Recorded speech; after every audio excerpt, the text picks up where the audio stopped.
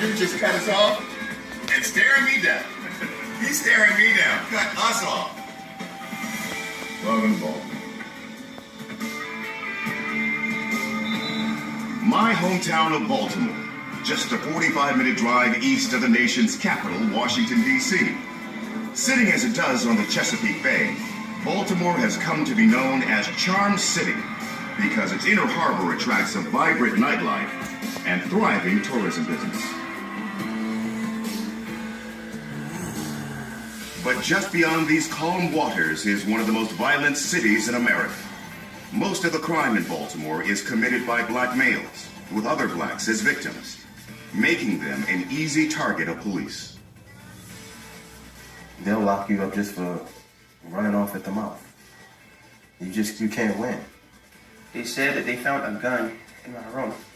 I had no idea the gun was here, and they tried to charge me as an adult with possession of a handgun. And many believe the stereotyping of black kids starts early in America, as early as grade school. Hey, can you hear my invitation? When your son tells you, Mom, I hate going to school every day because they just bully me and they pick on me, they never give Isaac the benefit of the doubt. Never. School and criminal justice systems biased against black boys, all echoes of my childhood. But I managed to avoid the trap of Baltimore's cycle of poverty and violence. But now I was going back to my hometown to get to the bottom of what I consider the new civil rights fight in America. Educating black boys.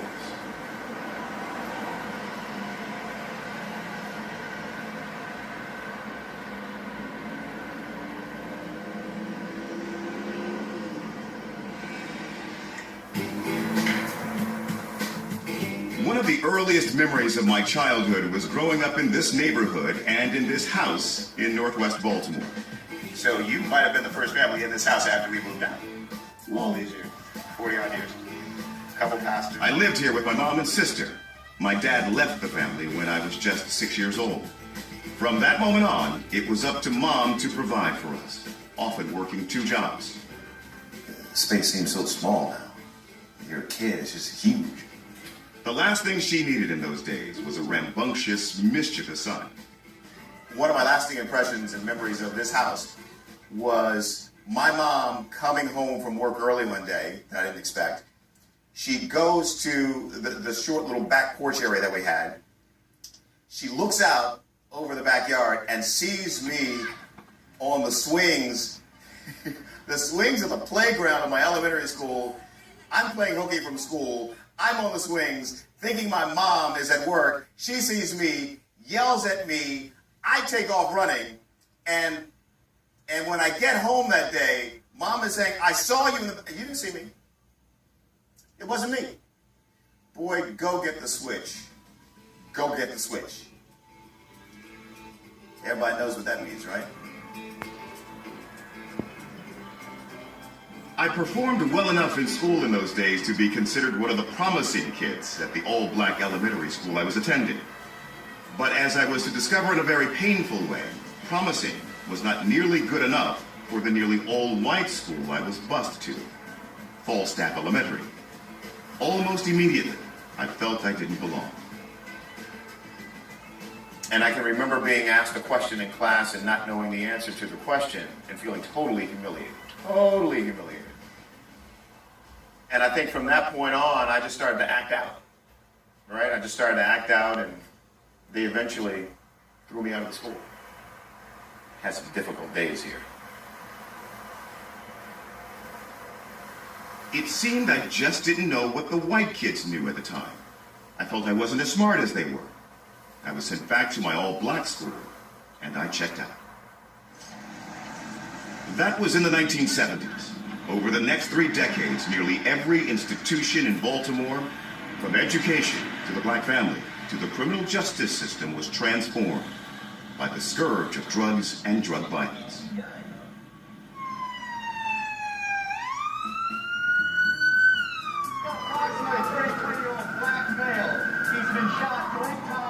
While I was pursuing my career in Cleveland, Ohio, and New York City, my hometown, Baltimore, was fast becoming one of the most dangerous cities in America because of the cheap, rock form of powder cocaine called crack.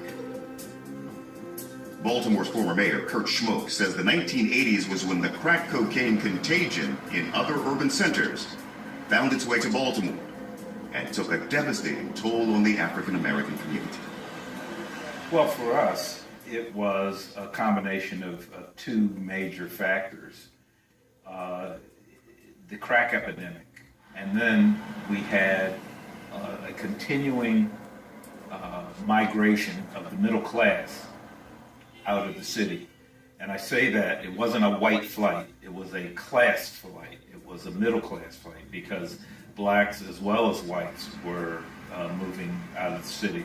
So you had the drug problem and then this major concentration of poverty.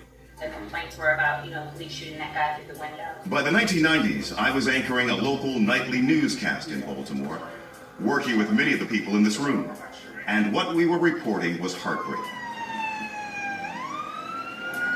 For 9 straight years in the 1990s, the city's murder rate topped more than 300 per year. Mockingly, Baltimore became known as Bodymore Murderland. There is growing outrage in Baltimore about an outbreak of violence. The 19-year-old was the 10th murder victim since Saturday. 3 people gunned down in Baltimore City overnight in one incident. This noon, police searched for who did it. One of those 3 men was killed in the shooting. City police say the gunfire erupted last night in the evening. Baltimore's freefall at the hands of drugs and violence was turned into a television drama, and The Wire became an international hit. Well, like to be announced, don't you think? Good? That's it. Take him down.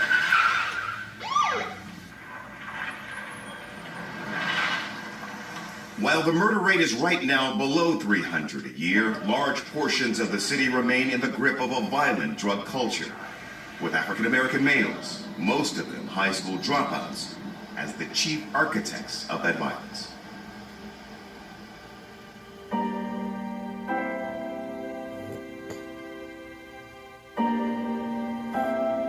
It wasn't supposed to be this way.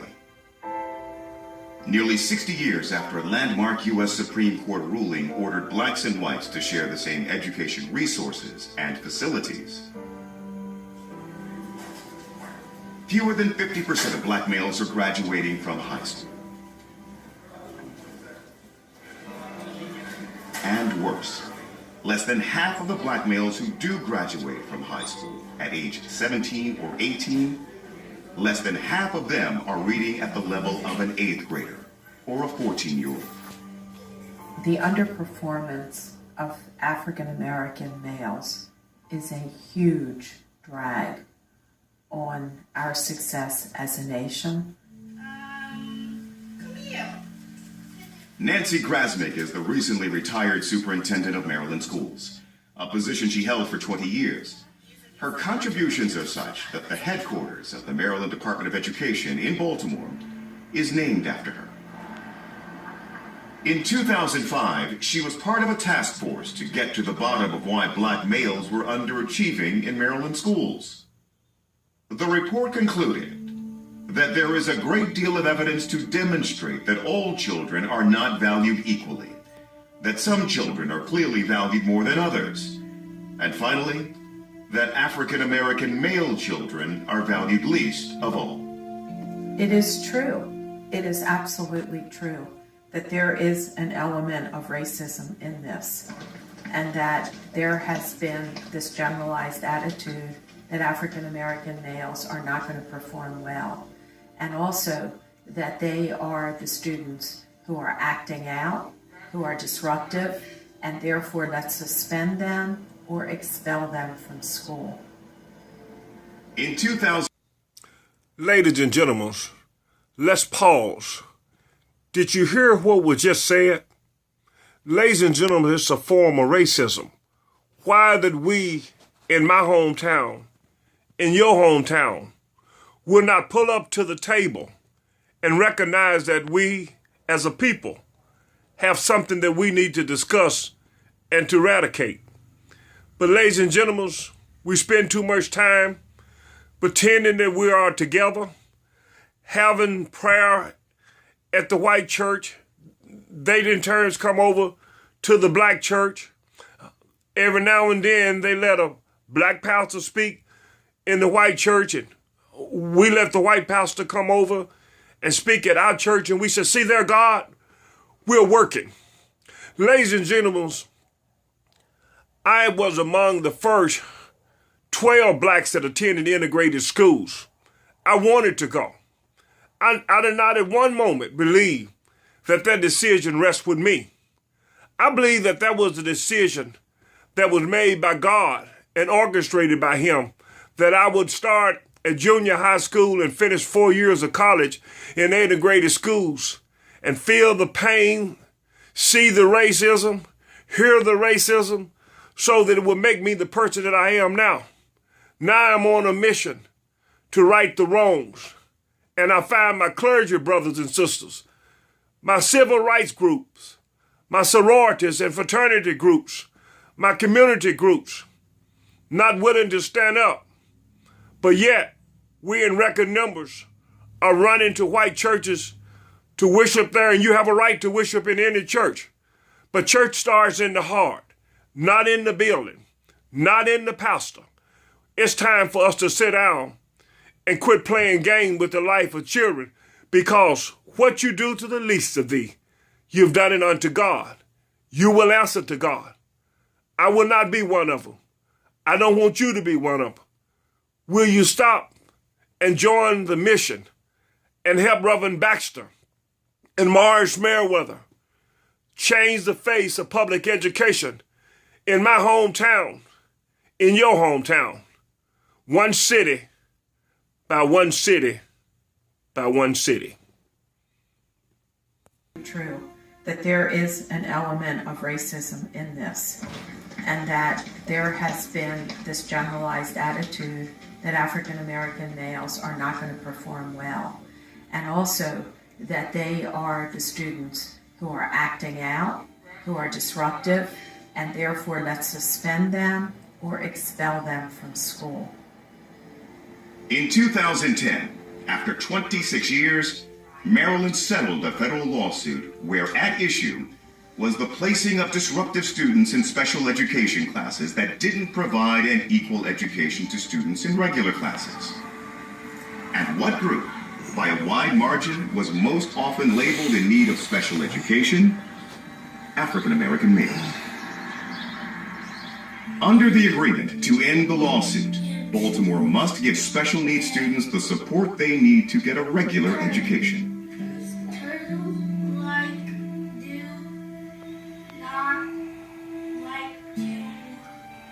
That's not happening for 8-year-old Isaac Sawyer.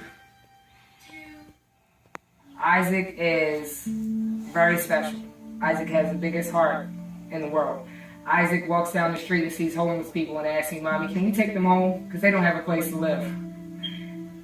But at the same time, Isaac has a lot of problems. They diagnosed him with ADHD and impulsive control disorder, which means sometimes he doesn't think about things before he does it. How do you feel about the education he's getting? Oh, I think it's horrible. My son is in the 2nd grade, and before the beginning of this year, he couldn't identify the numbers 1 to 10 and made it to the 2nd grade. How does that happen?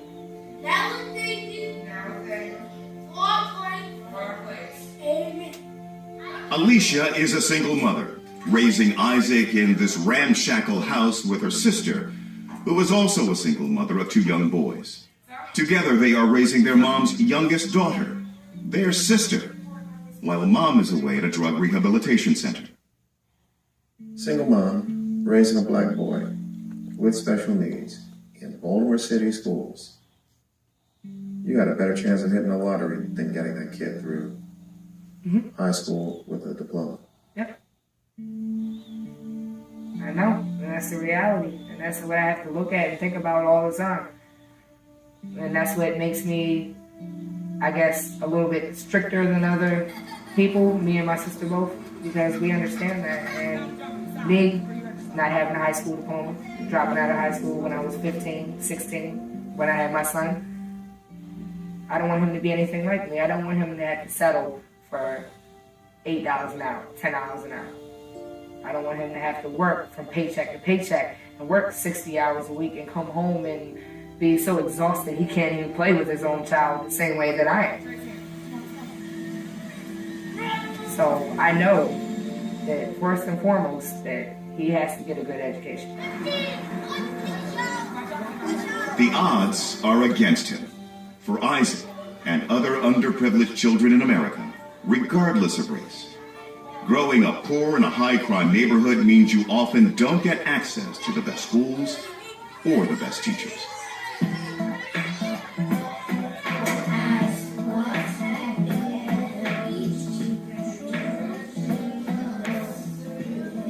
It is a different story for the children at Woodhome Elementary, a middle-class school.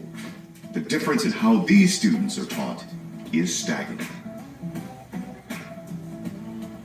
We happen to be in a school today which has a large African American population. Every one of these students, every cohort, African American males achieving in above the 90th percentile. These students have had that early education, have high quality teachers here in this school. But is that pervasive to our entire system? Absolutely not. And until we come to grips with this, given the diversity of our population, not only in Maryland, but across this country, we are not going to continue to be competitive with the rest of the world.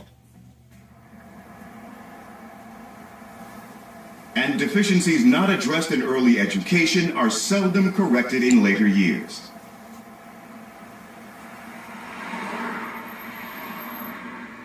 Douglas High School was one of two high schools I attended. It was an inner city school then, it's an inner city school now. After years of tuning out, I hit my stride at Douglas. In searching for a way to fit in, I found the school choir, which led to the title role in the school play my 10th grade year, Oliver. The show was a hit, and its success gave me a huge boost of confidence.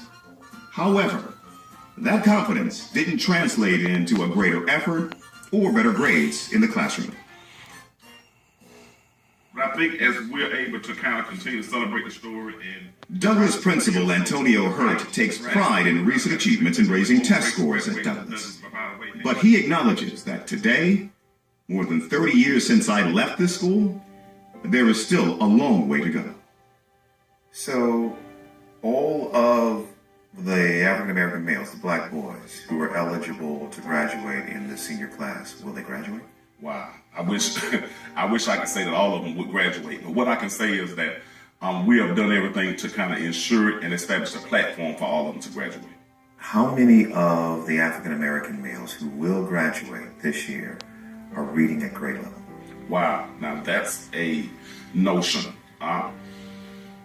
We probably have about 50% of those young people who are not reading on grade level or reading where they should be as a graduate in a normal high school, if you will, or a normal high school diploma, whatever normal means in this day and age. It is reading proficiency that ends up being the core skill that many black boys are lacking. If America wants to improve the academic success of black males, if it wants to set a new trajectory for global competitiveness in math and science, America must teach its black males to read early as black boys. The biggest problem I see for American children in general, for large numbers of American children, is they never learn to read well enough to enjoy reading. Dr. Freeman Hrabowski is president of the University of Maryland, Baltimore County, a predominantly white honors college just outside of Baltimore. Hrabowski was recently named to Time magazine's list of the 100 most influential people in the world.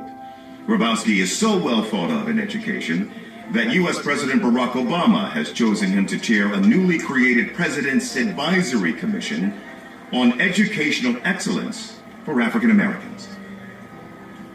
We need to be encouraging much more reading in our families. In fact, what I often will ask kids is this: how many of you love to read? A few hands will go up. How many of you enjoy watching TV? All the hands go up. How many of you enjoy reading more than watching TV? they look at me as if I'm crazy. And I say, the ones who are going to be most successful, it's okay to watch some TV, but the ones who are most successful will learn to read a lot. Because reading is thinking, and thinking is power. Power to control one's own life. Do you like to read? I like to read. You like to read? Yeah, like if I had a choice, like read a book or watch TV, I'll watch TV, but like get to the book later. Eddie Blick Jr. is graduating from Civitas High School while reading at the level of a 10th grader, a 15-year-old. His favorite subject is math. You're good at math? Yeah. How's English? I like it, but it's not. Yeah, I'm strong in it. Like, not your favorite? Yeah, it's not my favorite. Tell me what. It's like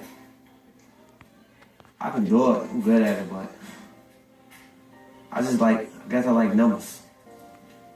Most American kids will say, don't give me a story problem, give me the equation. Because they don't mind doing the equation solving, but they are not accustomed to translating from the words to the symbols. But the point is that any problem in engineering, in medicine, in the social sciences, wherever, any problem is expressed in language, in words. You go from the words to symbols and then to numbers.